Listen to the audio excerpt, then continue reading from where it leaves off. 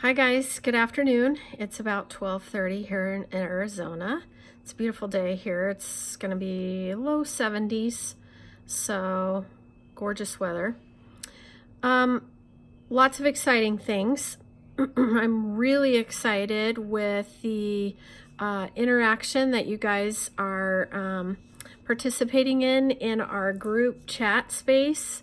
I hope that's working well for you. I'd love to hear feedback for you guys on receiving your exercises there and that sort of thing, and your how you're doing with your journaling and with connecting.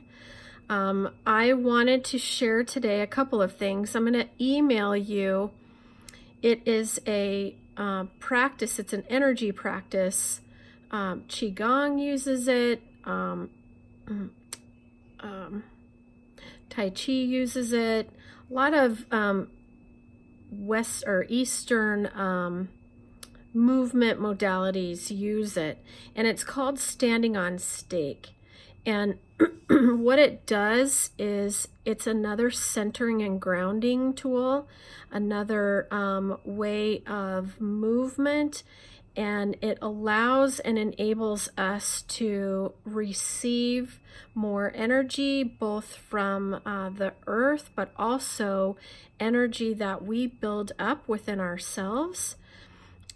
We have, again, along with the chakras, we have life force energy, and we talked about that. That's called prana. And it's also called chi in Eastern philosophy. So in Eastern philosophy, standing on stake is literally just a practice that enables us to ground, root, and center ourselves and build energy. And it works within the Dantian. I don't know if any of you have studied some of the Eastern philosophy. Dantian is just another way of building our own energy and allowing that to flow freely through our, what they call our meridians, our life force. And it increases our own personal energy, which is helpful for us on two levels. It, again, well, probably more than two levels. It helps ground and center and root us, right? It helps us to be able to get comfortable with and intimate with the feeling of our own energy. It helps us to build and restore and increase and impact. It helps us to build our own energy, helps us to restore our own energy when we're feeling drained, helps us to shift the impact of our energy. So in other words, rather than feeling like just big wide open receivers of energy, we actually radiate out our own energy, and we fill our space with it, so we can fill our home with our own energy. We fill whatever room we're in with our own energy, so it builds our confidence. But it also acts as a great way to begin a protective balancing practice of our energy and how it merges and mixes with other people's energy when we're around other people.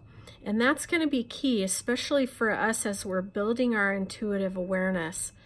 It's important that we start with our own energy first, right? Again, like they say on airplanes, we have to put the oxygen mask on ourselves before we help someone else.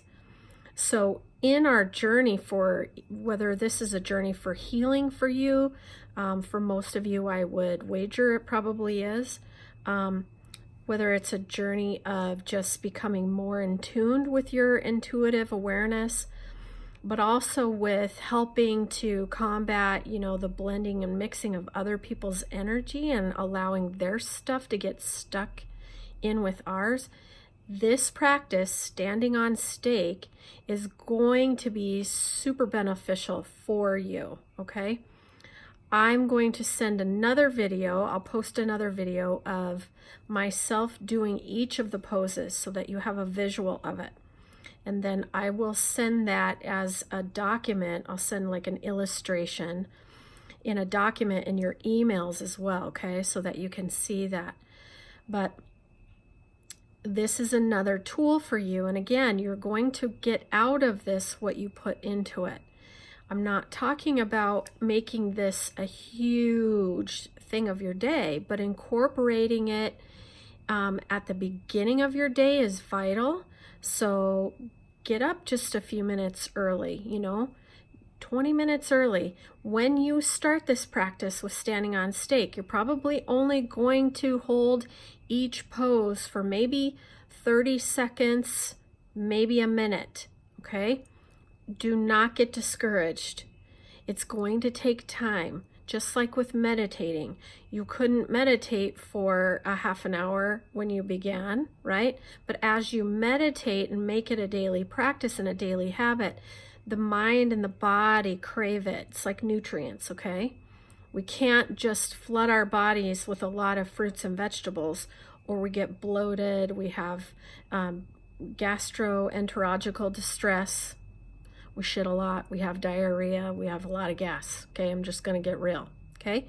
Same with this. This is a building up, a practice. It's not a perfection.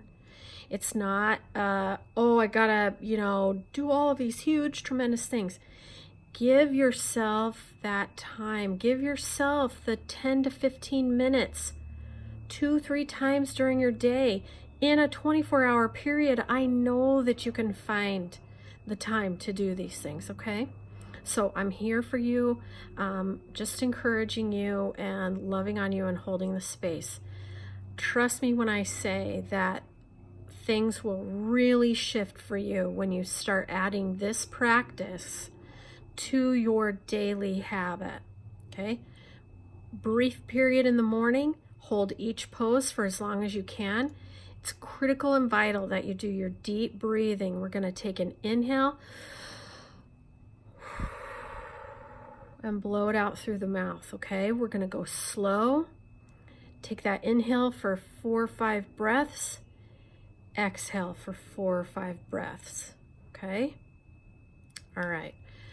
Further along in this process, we're going to start another breathing technique as well that will also help you as you're doing your standing on stake and will enable you and allow you to do it for longer periods of time. And again, your body's going to crave that. It's going to want that, okay? It's going to be tremendous. People around you are going to notice something different immediately.